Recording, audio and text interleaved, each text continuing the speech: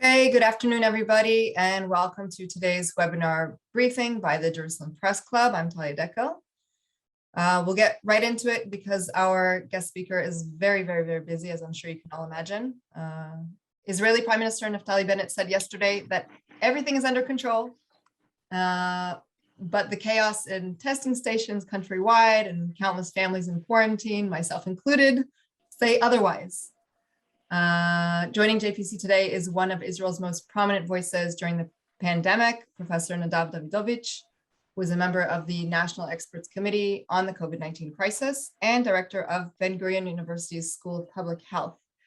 So thank you for taking the time to speak with us today, Professor. Thank you so much. It's a great pleasure.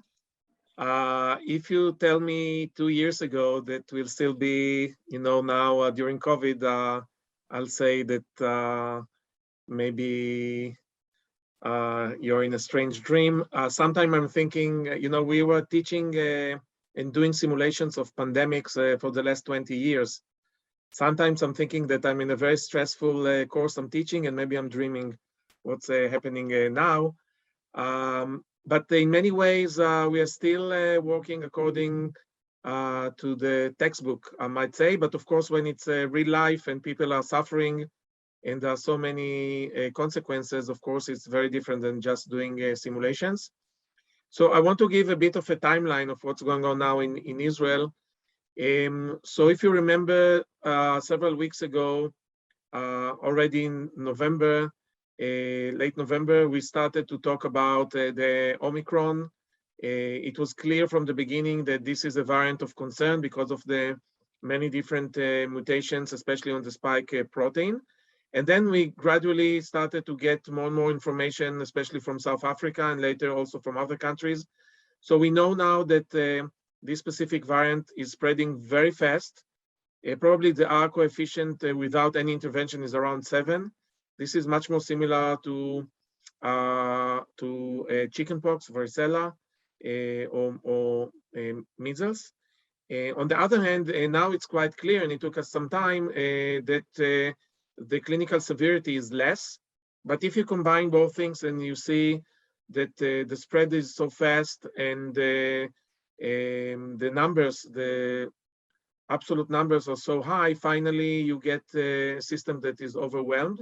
This year, unfortunately, unlike in 2000, the winter of 2021, we have the situation of flurona. I'm not so worried about flurona on the individual level. There are some anecdotes of people that are infected both with influenza and COVID. I think this is less of interest. It's solved on the individual level. It depends on the risks. But I'm talking about flurona on the population level. So we have now very high rates of influenza, including severe cases. We have now in Israel about 750 patients that are hospitalized with COVID. So more than, with influenza. So altogether, this combination of winter that is quite heavy and COVID creates lots of pressure on the system. So Israel got the message from South Africa that there is this Omicron, and immediately there was a call with the Prime Minister. And in a strange coincidence, or maybe not so strange, just about 2 weeks before that, we had a drill simulating exactly this scenario of entering of a new variant. Of course, the reason is that we have very huge gaps in vaccination rates around the globe, including in South Africa. We have people that are immunocompromised, so variants are constantly developing all the time. Most of them are finally, they don't have any consequences because they fail to take over. With the Omicron, actually took over. In every country that it entered till now, it finally took over, and now it took over also in Israel. Almost 100% of new cases of Omicron. There are still some patients in hospitals that are with Delta, but these are all the patients. Now things are so quick that all this just 3 weeks ago, right? And if you remember again that it takes some time to develop the disease severity. So we always has a gap, and things are very dynamic. So Israel closed the borders. I think it was a good measure. I know there was lots of criticism, but this was a good measure because it gave us time to prepare. The question, did we really use this time in an efficient way? It's a good question. I think part of it, yes, and part of it, no. I will explain in a moment. But in the coming weeks, actually, we saw that Omicron is taking over. We saw it, by the way, also in the sewage surveillance. Israel now having, and this is very unique, having a sewage surveillance system all around the country. It took time. We started to do it in May 2020 in a pilot. I mean, I was involved in that in Ashkelon. And then it took lots of time to convince the government. And the entrance of the Omicron gave the final push. And now it's spread all over the country. Before that, it was only in several cities. And we see also in the sewage that all the samples now are Omicron. And all the country actually turning red, of course. Now, this is very important because I think there is a confusion, and that's something I want to stress. The Israeli government, and especially the experts committee that I'm a part of it, we didn't give up, okay? We are not trying to promote a herd immunity by natural infections. This is something that can be very dangerous. On the other hand, it's clear, and we just had yesterday out the Cabinet of Experts summary of our meeting. We need to balance now between the idea that we cannot control the situation like we did, for example, in the first wave, and the lockdowns now are not going to be efficient. I think this is also what we see now in the Netherlands, because the price is huge and you cannot really reduce so much the numbers. What we really need to do now is, yes, to minimize as much as we can infections by, of course, first of all, vaccinations. And I'm talking first about the first, second, and third dose, especially, of course, among high-risk groups. We introduced also the fourth vaccine because we saw that the vaccine is safe. We saw that there is waning immunity after the third dose. And it is true that we still don't have a clear data about the added value of the vaccine. We have some initial signs from the Sheba Medical Center that there is a rise of antibodies. I think that the European announcement that maybe the fourth vaccine can have an influence on weakening the immunization system. This is not something I'm supporting. We don't see any signs of that. What are they basing this statement on? On theoretical assumptions. There are sometimes cases that adding too many vaccines can have some effects. This is something we didn't see with the COVID vaccines. I won't get too much into immunological theories, but this was not based on data. It is true that we are still waiting to see how the fourth immunization is going to influence not just the antibody levels. It's clear that it's raising the antibody levels, but also the clinical and epidemiological situation. There are some initial signs that maybe it is helpful, but in any case, I want to stress Israel and all countries need to first invest in the first, second, and third dose. Okay, the fourth dose is mainly because we have now a situation that we are in the middle of the storm, and we cannot wait for the final. Results. And this is why it's not compulsory. People that want to get the fourth vaccine can get it. And of course, we're talking about people that are high risk and healthcare workers. And again, this is not compulsory. We're not investing too much energy there. People are coming, and those who are coming are welcome. I wish we could invest much more in the first and second and third dose, especially since we see a socioeconomic gradient. It's a study we published with the Taub Center. I can later send you the data. But what we see that in all age groups, all vaccines, first, second, and third dose, there is a socioeconomic gradient.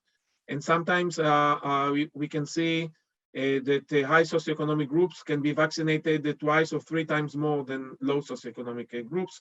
And of course, this must be answered by much better access, mobile units, working with religious leaders, with local communities.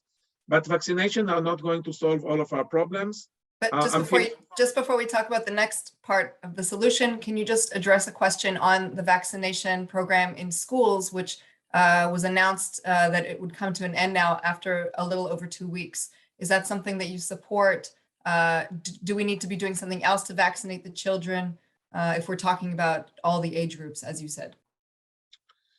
So unfortunately, there is a combination of several factors that turn the situation into something that I'm not so proud. The really low vaccination rates among children. I think a combination of bringing the vaccine during a period of time that there was a perception that maybe COVID is over again after the waning of the Delta variant. So this has its own effect. Also, some physicians even that were involved in addressing fake news. Physicians bringing even fake news, saying that the vaccine has a side effect, that it's influencing child development. We have no data to support that. And also maybe a bit of too careful and not active enough approach by the government. I think we needed to start vaccinating in schools from the beginning. Israel is vaccinating in schools already even before the state was established. And many people even vaccinated themselves, developed some unfounded fears that there are some side effects that will be shown later. This is not the situation. And now, after millions of children around the globe were vaccinated, we see actually the opposite, that vaccinating children age 5 to 11, actually you have less side effects. The myocarditis we saw that Israel actually gave the signal is more age of 16 to 19. It's a reduced dose, and I really support vaccinating children for protecting them first as individuals from PIMS, from long COVID, and also, yes, also for every one of us, being vaccinated is not just protecting you, it's protecting the environment. It's not 100%, but even if you are reducing infection by 40, 50, and maybe more percent, on the long term, the population approach, it's something that is very important. But vaccination are not going to solve all of our problems. We need to continue to use masks. I think that Israel did a mistake of not preventing large gatherings during the New Year's events. Also, I think we needed to be much more proactive in supporting the economic situation, because so many people now are in isolation. Yesterday, the Minister of Finance finally announced that there'll be some support. I think we need to do much better. And also, when Israel moved from PCR that is now mainly kept for the high-risk groups, because we need to remember that Israel also has now Pfizer and Merck drugs that can be taken orally. So we need to see if people are positive and are high risk, they can get these drugs, and this will prevent hospitalization. It's very important. But otherwise, we need to be to use in a wise way the antigen tests. Antigen tests are similar in some ways to pregnancy tests. It means that you need to repeat them. If you are taking them immediately after exposure, it makes no sense. So meanwhile, people need to stay more at home. You need to compensate them from the economic perspective. And if you get a negative results, maybe you need to repeat the test later, again, similar to other home antigen tests like the pregnancy test. Apart from that, unfortunately, although already from the beginning of the pandemic, I'm talking about the expert committee, we talked about the preparation of schools. I think that we could do much better in terms of reducing number of children in class. Yes, it costs money, but it's an investment, ventilating better classes, and in general, bringing much more autonomy for principals and municipalities. And I think those situations in schools that have support them to be open needs much more attention and coordination between Ministry of Health and Ministry of Education. So just to finish this part and get the questions, another component is that we must strengthen the healthcare system, of course, hospitals, but also the community. I think because Israel has an excellent community health services, 98% of the community is being treated in the community. And now we have the additional option for home treatment with drugs for high risk to prevent them to be hospitalized. We need to strengthen the system. Many lines that were promised, positions that were promised for hospitals and community were not finally given, only 1/3 of them. And we need to remember that the healthcare workers are overworked, stressed. We need to see how we can help them with their family and children. And in general, to convey the message to the public that, yes, we are in a state that the Omicron is going to spread very rapidly, but there are many things that can be done. We cannot, it's not 0-1 situation. We cannot flatten the curve like we spoke at the beginning, but we can do lots of things, including supporting the elderly. We cannot just tell them, don't go out of your home.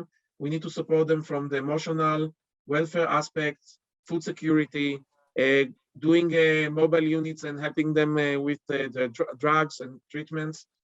And especially, we need to see that we are not widening gaps because of health inequalities and the poverty. That's it.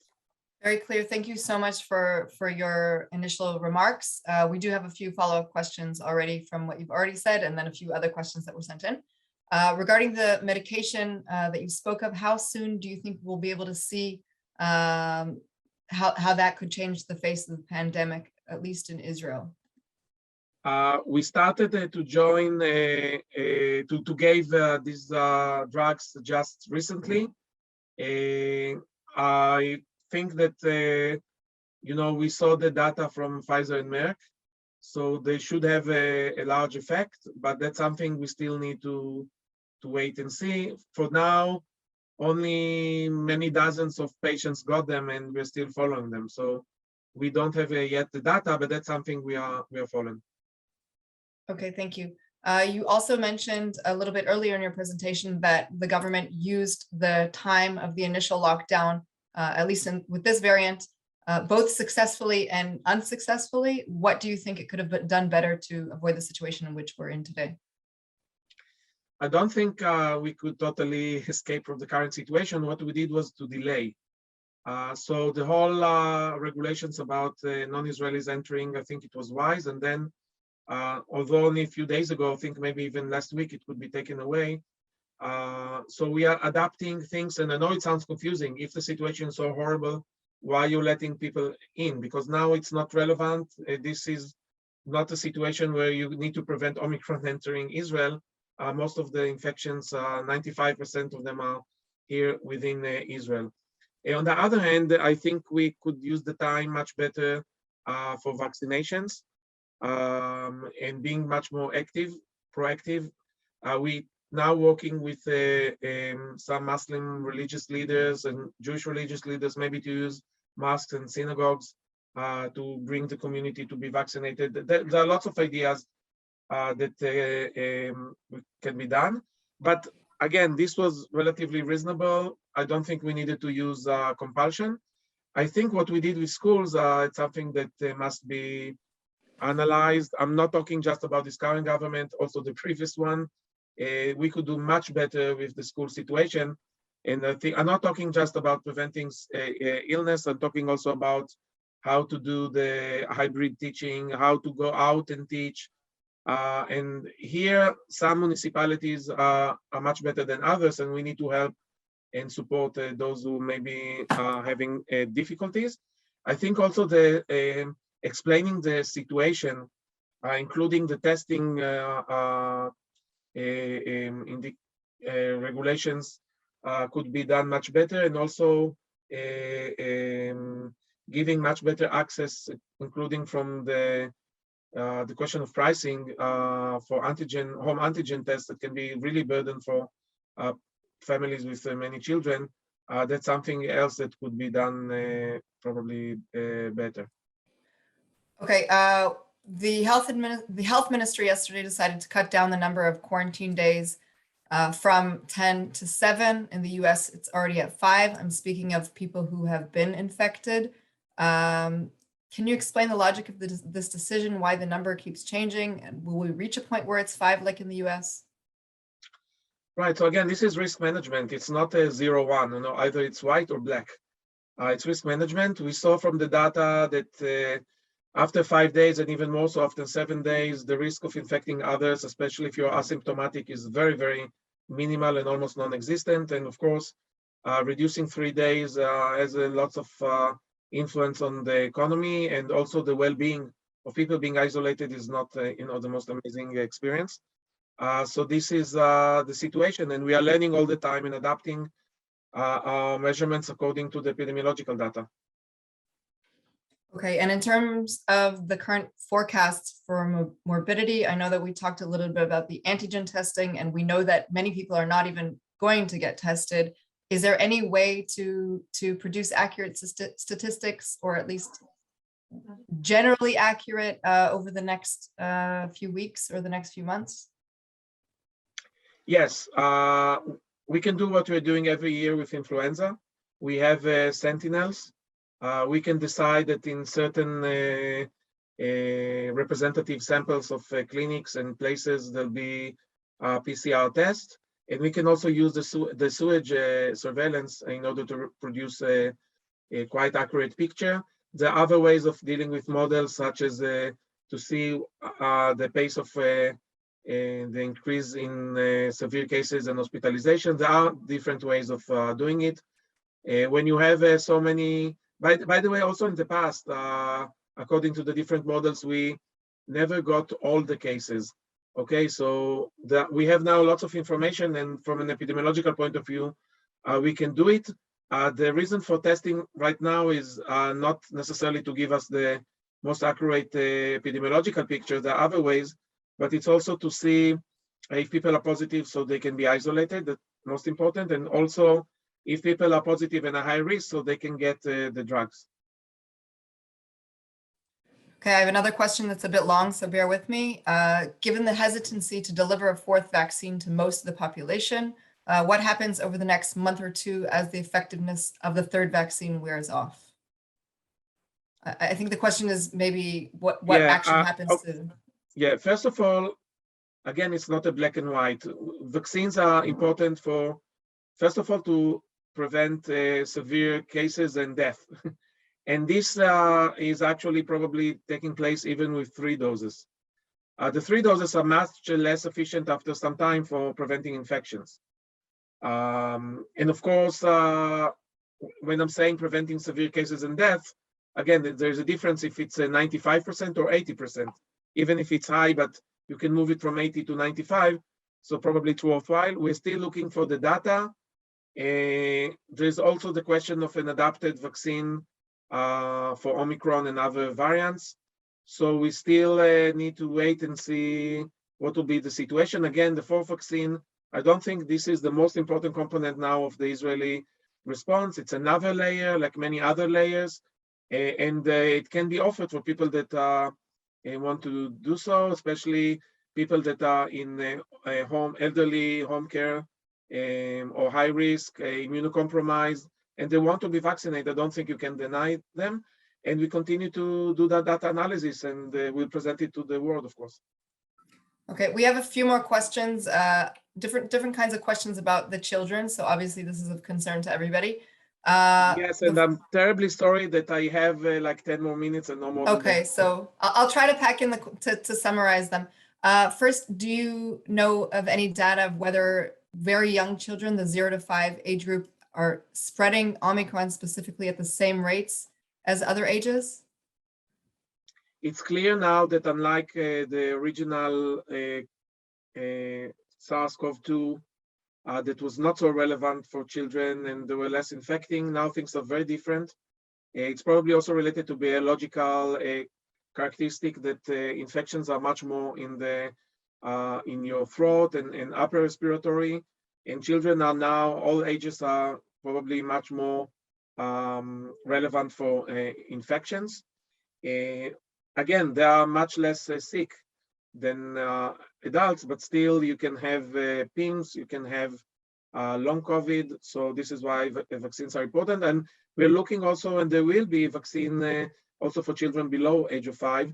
And my prediction is that when the disease turns endemic, we're going to have a COVID vaccine as part of a regular vaccine schedule, like MMR or pertussis or other vaccines. So you can create cohorts that are, the new cohorts that are entering, those who are going to be born, we'll get them in the vaccination schedule like other vaccines. Sorry, could you give a prediction in terms of timing when that will be available for the 0 to 5 age group, or we really don't know at this point? It's still in clinical trials. I hope in a few months, but it's really hard to say. Okay, and I'll get 2 more questions in before we let you go. The first is on the situation in the hospitals right now. We see that in the US, the numbers are growing in terms of hospitalizations, including children. Do you see that this is something that could likely happen in Israel, or are we in a different place in terms of where we're headed? Yeah, of course, this is the main reason why we are so worried. I can try and say that we have many advantages of the US healthcare system. We have a system. Unfortunately, the system in the US is very fragmented. Again, I'm not talking about all the US. There are some parts, maybe in California or New York, that things are different. But I think since we have a much stronger community healthcare system and we're going to use drugs and we also have vaccination rates, throughout the pandemic, Israel got the highest number of positive cases, but we got among the lowest in terms of case fatality ratio. And I really hope this will continue, but we still need to prepare. And the current situation very challenging, especially the coming weeks. Okay, we have a whole lot more follow-up questions. So what we're going to do is we're going to, when we finish this call, send you them directly. And if you have the time, you can answer them. I'll get in one more question, though, before we do finish, that's not related to anything that you discussed before. And that's about mixing doses of, mixing different companies for different doses. Is that something that we're able to do, or are we to avoid that? That's a great question. Sometimes we have no choice because people are reacted, to a certain vaccine, and then you're moving to a different one. This is something that we must have clinical studies.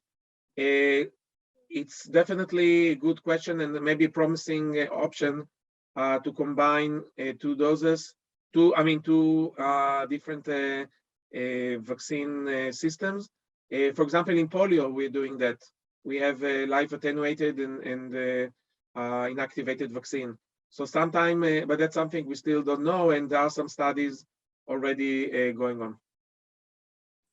Okay, so thank you again, Professor Nadav Davidovitch, member of the National Experts Committee on the COVID-19 Crisis and director of Ben-Gurion University School of Public Health.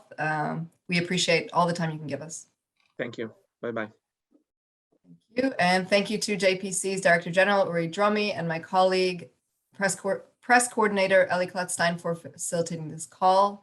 Goodbye, everybody. We hope you enjoyed that briefing by the Jerusalem Press Club. If you did, like the video and hit the subscribe button to stay up to date with all of our future content.